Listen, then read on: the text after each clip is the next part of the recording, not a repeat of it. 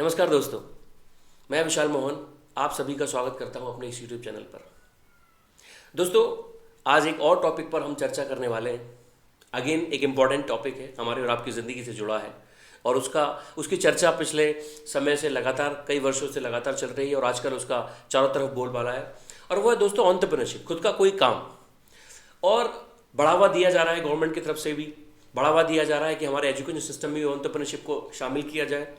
एक तबका है जो एंटरप्रेन्योरशिप के बारे में बहुत बात करता है, वहीं कई लोग बहुत सारे सवाल भी उनके साथ हैं, शायद उनके लिए वो एक कंफ्यूजन का रीजन भी बन सकता है। तो दोस्तों, एंटरप्रेन्योरशिप क्या है? एंटरप्रेन्योरशिप का अगर सिंपल भाषा में मतलब देखें तो ये एक वर्ड निकला है फ्रेंच वर्ड से, जिसका मतलब होता है कुछ स्टार्ट करना, कुछ भी चीज़ की शुरुआत करना। और दोस्तों, एंटरप्रेन्योरशिप का बिल्कुल सरल भाषा में समझे तो कोई भी व्यक्ति जिसके पास एक आइडिया हो और अपने प्रोडक्ट एंड सर्विस से वो करंट मार्केट को डिसरप्ट कर सकता हो, यानी अपनी एक पहचान बना सकता हो उस मार्केट के अंदर, और एक छोटे से स्किल से उस बिजनेस को शुरू करे और एक विजन लेकर चले कि वो कल को एक बहुत बड़ा हो। दैट इज कॉल्ड एंटरप्रेन्योरशिप, खुद का कोई काम करना। अब दोस्तों, खुद का कोई काम करना कितना ज़रूरी है, कितना नहीं है, इसका और ज़्यादा अगर डिटेल में समझेंगे तो ये एक वीडियो है जिस पर हमने चर्चा की है पैसे के बारे में, व्हाट इज़ मनी और पैसा क्यों ज़रूरी है, तो उससे भी आप देख सकते हैं और डिस्क्रिप्शन में इसका लिंक है और आपको लिंक मिल भी रहा होगा, तो वहाँ पर क्लिक करके आप देख सकते हैं कि पैसे की शुरुआत कैसे हुई थी, उसका इतिहास क्या है, जो करेंसी है आज।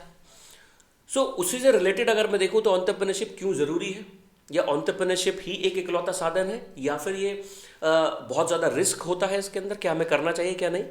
तो एंटरप्रेन्योरशिप कितना ज़रूरी है किसी भी देश के लिए, किसी भी अर्थव्यवस्था के लिए। दोस्तों, अगर आप देखें तो पूरी दुनिया को अगर हम समेट लें एक समाज के अंदर, तो उस समाज में जितने रिसोर्सेज हैं, जितनी भी चीज़ें बन रही हैं, जितने भी वस्तुएं हैं, प्रोडक्ट्स हैं, सर्विसेज हैं, जो भी चीज़ें बन रही हैं, कितनी प्रोड्यूस हो रही है, उसको कितना बेचा जा रहा है, लोगों तक पहुंचा जा रहा है। उस अर्थव्यवस्था को अगर चलाने की बात किया जाए तो बिना किसी ट्रेड के ये पॉसिबल नहीं है।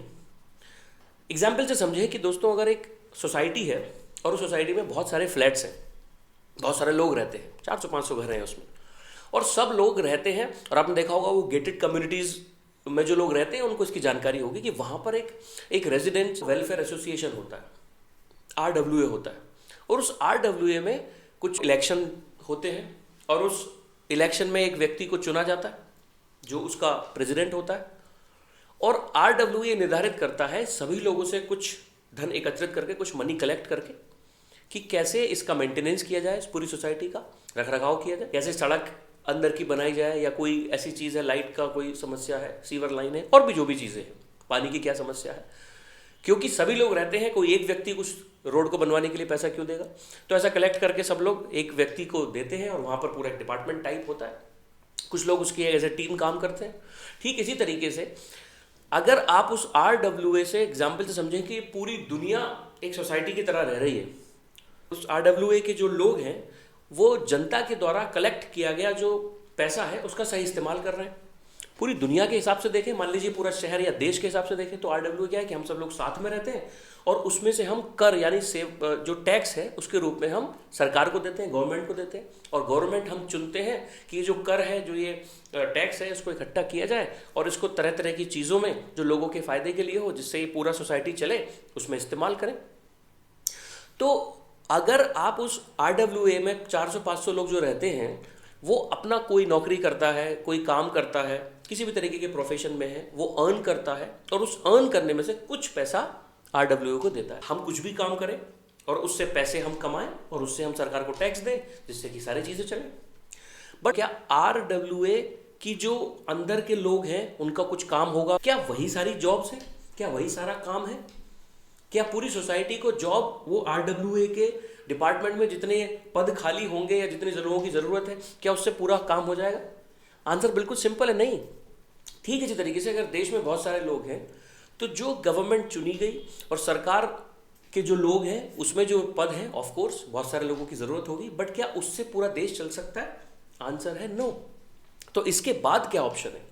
अब यहाँ पर भी एक सवाल का आंसर है। बहुत सारे लोग सरकारी नौकरियों की बात करते हैं, तो सरकारी नौकरी तो कुछ प्रतिशत ही लोगों को मिल सकती है। इस इकोसिस्टम को समझे पूरा। तो अब इसके अलग क्या होगा कि उस RWA में जो लोग हैं वो अपना अपना काम कर रहे होंगे, और काम क्या होता है? काम का जो बेसिक है दोस्तों वो ट्रेड है। कोई प्रोडक्ट है वो यहाँ से यहाँ आता है। तो अगर हम अपना अपना कोई काम करते हैं और उस प्रोडक्ट को किसी दूसरे व्यक्ति को बेचते हैं, ऐसे बड़े देशों का मतलब है कि वो पूरा देश ट्रेड ज़्यादा कर रहा है। अगर आप अमेरिका को देखिए, पूरी दुनिया की बहुत बड़ी ताकत है, कारण क्योंकि वो ट्रेड ज़्यादा कर रहा है, यानी कि वो प्रोडक्शन उनका बहुत ज़्यादा है। चलिए तो टॉपिक पर रहते हैं एंटरप्रेन्योरशिप दोस्तों, कि खुद का कोई काम करना हमारे समाज में रहने का बेस है। देश के स्तर पे, दुनिया के स्तर पे समझे तो लोगों को अपना अपना काम करना पड़ेगा, और जो व्यक्ति अपना काम कर रहा है उसी को बिजनेस कहते हैं, और उसी बिजनेस से रोजगार पैदा होता है, यानी प्राइवेट जॉब्स पैदा होती हैं। तो उस RWA के जो लोग हैं, मान के चलते हैं वो सरकारी जॉब हो गई, और बाकी लोग जो अपना अपना काम कर रहे हैं वो हो गए अपना बिजनेस। और उसमें जब ज़्यादा बड़ा बिजनेस हो गया, लोगों की ज़रूरत हुई और उन लोगों को काम पर रखा गया, तो वो हो गया प्राइवेट जॉब। तो अगर किसी भी देश की ग्रोथ या लोगों के पास पैसा चाहिए तो उन्हें खुद का काम करना होगा, और उसके खुद के बिजनेस होने से वो और लोगों को रोजगार भी दे सकते हैं। सो एंटरप्रेन्योरशिप किसी भी देश के ग्रोथ के लिए, उसकी GDP को बढ़ाने के लिए ऑफ कोर्स वही एक इकलौता रास्ता है। जब बिजनेस बढ़ेगा तो रोजगार के अवसर भी पैदा होंगे। अब यहाँ बात आती है, ये तो क्लियर हो गया कि क्यों ज़रूरी है। अब दूसरी चीज़ क्या है कि इसमें एक बड़ा रिस्क इन्वॉल्व है, और बहुत लोगों को एक डर है। डर के दो बड़े कारण होते हैं। पहला डर, अगर मुझे गाड़ी चलानी नहीं आती है और मुझे हाईवे पर बैठा दिया जाए स्टीयरिंग पर किसी भी गाड़ी की, तो मुझे डर लगेगा क्योंकि मुझे वो आता नहीं है। तो एक प्रॉब्लम हो गया दोस्तों स्किल का। इसीलिए अगर मुझे कोई काम करना नहीं आता तो मुझे उसमें डर लगेगा। दूसरी चीज़ अनिश्चितता, यानी अगर मैं वो काम करूंगा भी तो भी मुझे रिजल्ट मिलेगा या नहीं मिलेगा उसकी मुझे कोई गारंटी नहीं है, और मुझे लॉस हो सकता है।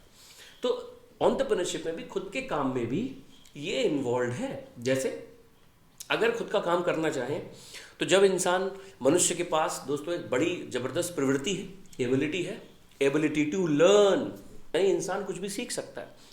तो होता क्या है कि जब दोस्तों हम बचपन में जिस सोसाइटी में रहते हैं, जैसी हमारी एजुकेशन है, जिन लोगों के बीच में रहते हैं, वैसी चीज़ें सीख जाते हैं। लैंग्वेज हम सीख गए, खाना पीना हम सीख गए, और वही हमारा परमानेंट एक करैक्टर बन जाता है। हमारी लाइक्स एंड डिसलाइक्स भी उसी पर निर्धारित होती है। तो हमारे करंट एजुकेशन सिस्टम में भी और पारिवारिक माहौल में भी, सोसाइटी में भी एंटरप्रेन्योरशिप के लिए जो ज़रूरी स्किल्स हैं कि उसके पीछे की साइंस क्या है, क्या कि अगर मुझे कोई अपना बिजनेस शुरू करना है तो उसका काखा गा क्या है, ABCD क्या है। क्या सिर्फ पैसा हो बहुत ज़्यादा तो पैसे से ही पैसा कमाया जा सकता, या कोई जुगाड़ हो गवर्नमेंट के लोगों से, मेरी अच्छी साठगांठ हो, क्या उससे मैं अमीर बन सकता। क्या मैं कोई और तरीके का कोई आइडिया, कोई ऐसा काम कर जाए जो रातों रात क्लिक कर जाए। तो इसके बारे में जब जानकारी नहीं है तो लोग तरह तरह के ट्राई करते हैं, और ट्राई करके सफल भी हो सकते हैं, या तुक्का मैं बोलूँ तो, जिसकी वजह से एंटरप्रेन्योरशिप की basic education, financial education is missing in our current education system. तो एक बड़ा ऑब्स्टेकल क्या है, डर, क्योंकि मुझे वो आता नहीं है। दूसरी चीज़ है कि अगर मेरे पास, आप बहुत से लोग बोलेंगे ठीक है जी, बोल तो आपने बहुत अच्छा दिया, बट पैसा तो ज़रूरी होता है ना, उसको कहाँ से लाएंगे। चलो डर तो नहीं है, स्किल भी आ जाएगा। तो दोस्तों पैसे, यानी जो कैपिटल की जो प्रॉब्लम है, एक बहुत बड़ी समस्या हमेशा से एक बिजनेस को शुरू करने में रही है। सो ये दो बड़े कारण हैं कि उसका स्टार्ट कैसे करें, कैपिटल कहाँ से लाएं, और दूसरा उसका स्किल। ये दोनों ही चीज़ें। अब दूसरी दोस्तों, अगर आप 21वीं सेंचुरी की आज की बात करें तो बहुत सारे ऐसे काम हैं जो बिना कैपिटल के भी किया जा सकता है, बहुत सारे, यानी आपके ऊपर पूरे आपके टैलेंट पर बेस्ड है। और आज तो हम दोस्तों 21वीं सेंचुरी में हैं।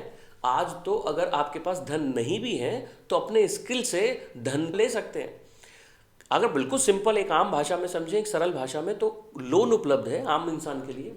और ज़्यादा आगे चले जाएं, अगर आपके पास स्किल है तो आज आपने शार्क टैंक जैसे प्रोग्राम देखे होंगे, जहाँ पर आपके पास एक आइडिया हो तो उस आइडिया पर निवेश करने वाले बहुत सारे लोग हैं।